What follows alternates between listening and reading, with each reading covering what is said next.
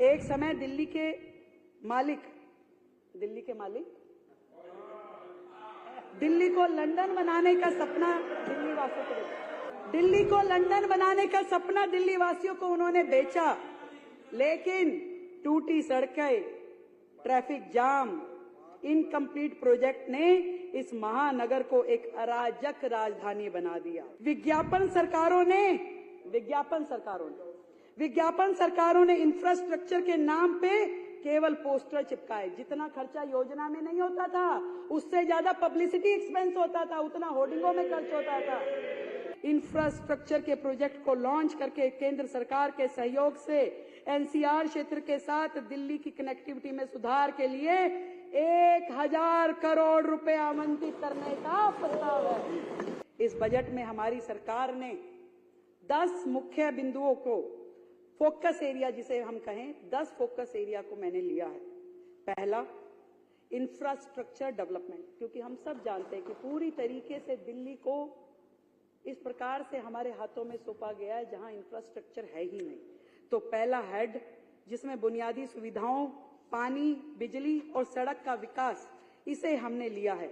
हमारा लक्ष्य है कि इस बजट से इंफ्रास्ट्रक्चर पे केवल बातें नहीं और एक मजबूत नींव दिल्ली में डाली जाएगी, जिसमें स्मार्ट इंफ्रा, स्मूथ रोड्स और सीमलेस कनेक्टिविटी, अब यही होगी दिल्ली की पहचान।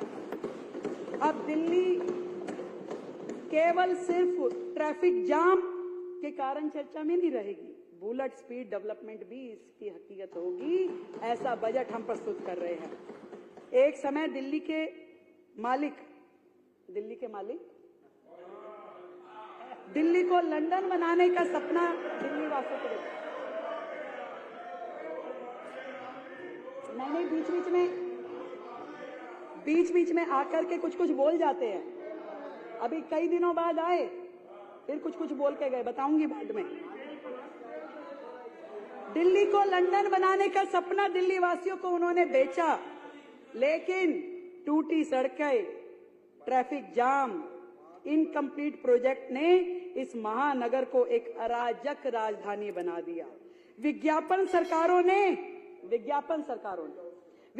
सरकारों ने इंफ्रास्ट्रक्चर के नाम पे केवल पोस्टर चिपकाए। जितना खर्चा योजना में नहीं होता था, उससे ज्यादा पब्लिसिटी एक्सपेंस होता था, उतना होर्डिंगों में खर्च होता था। उससे ज्यादा मैं ऐसी अनेक योजनाएं आपको बता सकती हूँ कि योजना के मद में कुछ नहीं था, पर होर्डिंग का पूरा खर्चा था, अखबारों में पूरी ऐड थी, देश भर में थी। ऐसी सरकार